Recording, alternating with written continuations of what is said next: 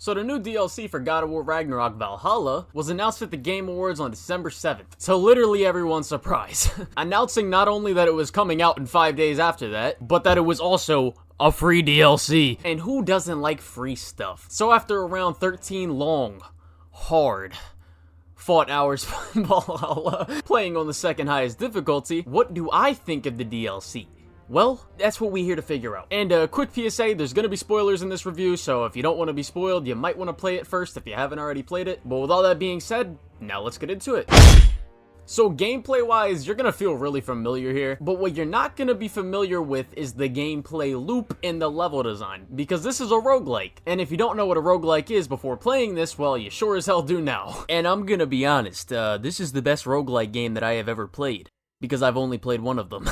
So Hades fans, put your pitchforks, put your torches down. I'm gonna play that game eventually, but you know, I've only played 2 roguelikes in my life. But the only thing that I was worried about before this DLC came out was that there wasn't gonna be much effort put into it, which would cause it to become very repetitive with not much added difference in between the runs. And oh brother, was I wrong. They added, I think, around 10 plus new enemy designs, and literally all of them are good. They also added new mini bosses and a major boss being Tyr, Magni, and Modi, but you don't fight both of them at the same time this time like you did in God of War 2018. You've got a Cyclops creature which feels similar to the monkeys. You even take them down the same way. However, they do have a different moveset. There's Minotaurs and whatever you called the half men, half horse things. I forget what they're called. And these guys. I don't even know what to call these things, but you know, yeah. But the standout fight of this roguelike experience, this DLC, was obviously Tyr.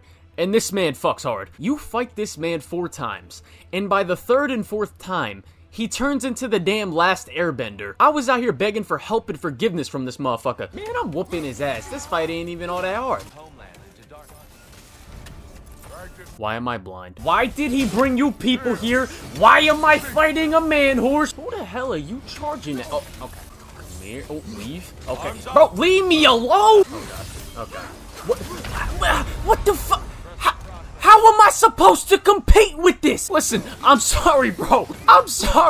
Give me a break. Stop. You gonna learn what pain feels like today. Oh, enough with the okay. So. Oh my God, watch this. Perfect. Okay, no. Okay. Oh. No. Oh yeah. But with all the phases of this boss, I genuinely think this is probably a top 3 boss fight in the whole game. But I do think this is where one of my 2 criticisms starts to come in. And that's just the fact that I think most of the bosses in this DLC are only just good to decent, and that's mainly because most of them are just kind of mini bosses that are reused from the base game. They're not bad mini bosses, but in the roguelike fashion, in a normal, or in other roguelikes I've seen and the one other roguelike I've played, these are supposed to be actual boss fights and not mini bosses. And granted, I don't really want to be too harsh here because again, it is a free DLC and it's not like these mini bosses are legitimately bad. And the way they mix up the bosses throughout all the different runs is really well done. But I think it would have been cool to see another tier level boss fight in this DLC. But moving on, at the start of the DLC, you obviously lose all your character upgrades with everything outside of the skill tree and stuff, and you have to progressively build up your character with a mix of permanent and temporary upgrades. And again, I think they do a really good job at mixing up the levels and what you get from each chest, whether it's stat glyphs, perks, new and old runic attacks, etc. And the nature of it now makes it being a roguelike makes the combat even more engaging than it was in the base game, because there's even more of an incentive not to get hit, because not having enough health may screw you over as your runs progress, or as you progress through your current run. And by the 3rd phase of the Tyr fight, they give you early access to Olympus, or whatever they want to call this area. I'm calling it Olympus. And while getting back there early is cool, it comes at the cost of possibly not having enough upgrades, which makes things more difficult for you to progress. And due to the randomness of the chest, it can force you to play differently than you did on your last run, because you can have upgrades that will work better for you if you play a certain way and using the perks that you get to your advantage. And if you don't use those perks to your advantage, you're probably going to be putting yourself at a disadvantage. And I also love all the different new area designs from a visual standpoint. My favorite was definitely Olympus. And speaking of Olympus, the Blade of Olympus is the new weapon that you unlock in this DLC. It doesn't have the depth of like the other weapons because it's not even really a weapon. It's kind of just like, you know, a Spartan Rage. But it was a great addition to the game and I really enjoyed using it. And I also loved how you unlock this one room towards like the end of the DLC where you can go on a boat and get a combat challenge inside of a combat challenge. And I'm a petty person, so you know, I tried to beat every single little rift thing that you found, or the Valhalla's champions they called them. I tried to beat every single one that was available when I would go through it, which you know, may have been to my deficit because even though I love all of this. And with that being said, now here's my second criticism.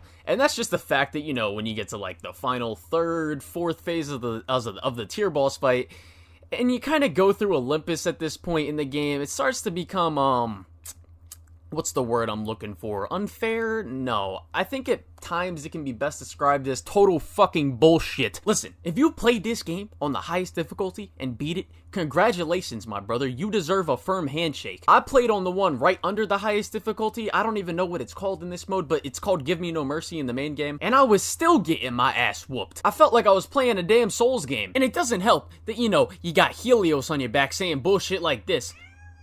See, even my cat agrees. What's your right, moron? Helios, I will kick you like a fucking soccer ball. But all in all, my gripes aside, the gameplay is still very fun and just as addicting and satisfying as it was in the main game. I also love that you unlock young Kratos. I personally made my young Kratos out here looking like a pimp, but I also love that you also get to keep the Blade of Olympus for the main game as well in the New Game Plus. But now, let's get into the other side of the DLC.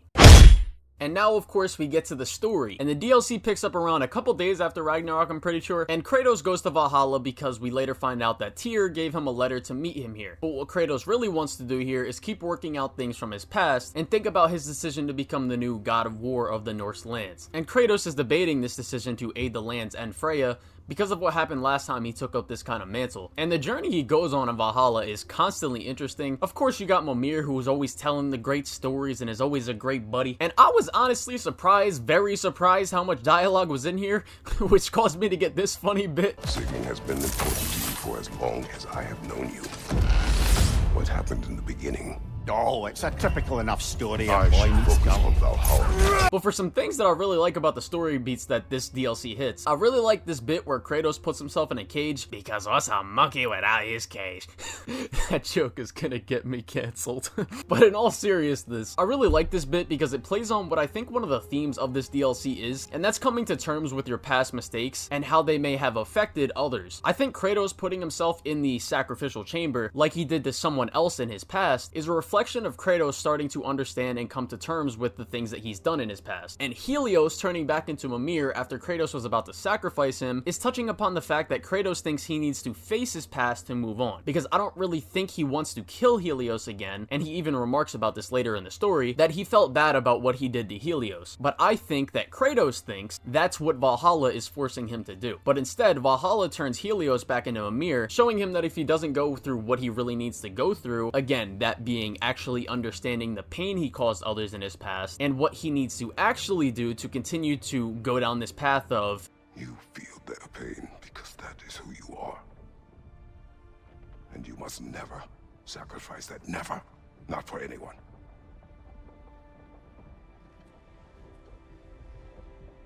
I was wrong, Atreus. I was wrong. Open your heart. Open your heart to their suffering. That is your mother's wish. And mine as well. Today's. Today. We will be better. Don't you know what I've done? Yes! But what will you do now? We don't change.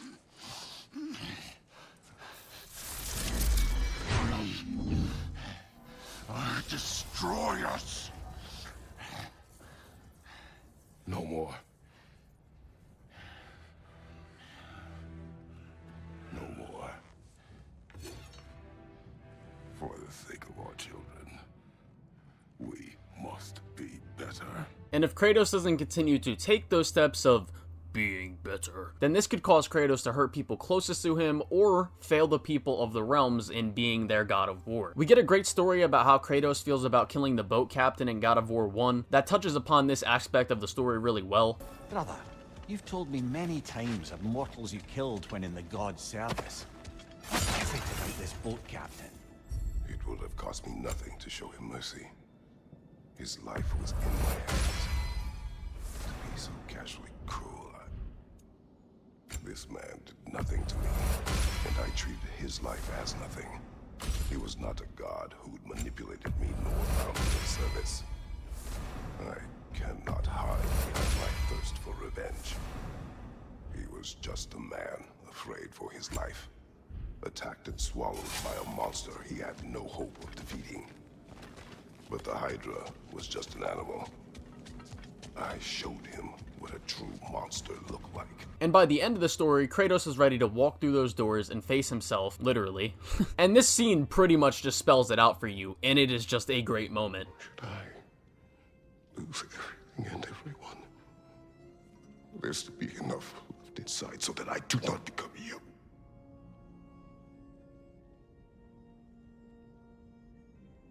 I do not know.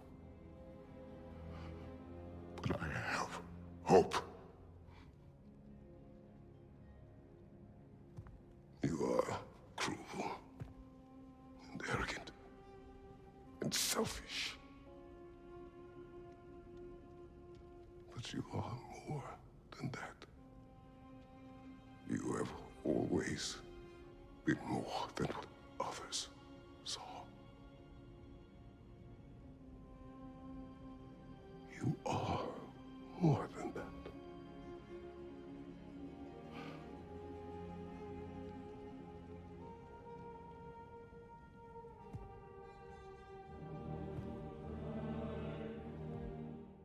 A god of war no longer, but a god of hope. And he now feels comfortable to lead, to put himself in service of others rather than himself, like he was putting himself before others when he was going on this crusade of revenge back in his past, and for himself to have hope that he won't become that man again if everything goes wrong once again in his life. A couple other things I really like in this story is we get these little stories from both the Valkyries under Sigrun, and then I also love this little line of dialogue from Mimir about dreams.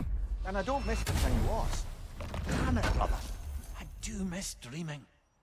The mind comes to terms with itself in ways only possible with your waking judgment out of the way. Our hidden desires, our anxieties. Like a bifrost window to what's going on in your soul. And Valhalla does the same. Aye. And I don't think I realized how much I needed it. It's just stuff like this that not only reflects the characters in the story, but the audience as well, because I think everyone can relate to the themes of this narrative, because literally everyone's made mistakes that they regret, and not just the narrative of the DLC, like everything that goes on in the Norse saga just has themes and stuff and characters that like literally everyone can relate to, especially when you get older, and that's just why I love the writing in these games so much. I also really like this moment where Tyr talks about Odin. But in the end, he found nothing here he could use. You see, Odin always looked outside himself for answers. But Valhalla only reveals its secrets to those who do the work of looking within. Because this is kind of reflecting on the type of person that Odin was, and I just thought this was a really neat bit. But yeah, overall, the story in this DLC, I give this shit a 10 out of 10. This was amazing for a DLC, especially a free one. But with all that being said, as you can tell, I think this DLC was amazing. I think the story told here was a fantastic continuation of Ragnarok and Kratos' character. I think the gameplay is obviously great, but I'm kind of on a weird boat here. Because like on one hand, as a free DLC, I think this is an easy 10 out of 10. But on the other hand, I think the lack of consistently great boss fights and the difficulty spikes in the late game kind of bring the score down for me just by like 1 point. And granted, I think the narrative is great, but for me personally, gameplay and level design come first before narrative, and the narrative can kind of just be like that cherry on top. So overall, with the DLC being free bias aside, I'd probably give it a 9 out of 10. Santa Monica did a hell of a job here, and I think this just really goes to show how much they care about this franchise, these characters, and this whole franchise. Did I already just say franchise? Whatever. And I can't wait for the DLC that's coming in the future. They've pretty much confirmed there's more DLC on the way. And Santa Monica, if y'all make that DLC free too, y'all deserve some, you know, y'all deserve some nice things. But honestly, make the next DLC like $20, because I want to give y'all money for this. I would have paid $20 to $30 for the DLC that we just got here, because this was amazing. But let me know what you all thought of the DLC in the comments. I want to give a shout out to all my Patreons. If you would like to support me on Patreon, it's only $2 a month, and I would appreciate it a lot. I thank you all for watching, and yeah.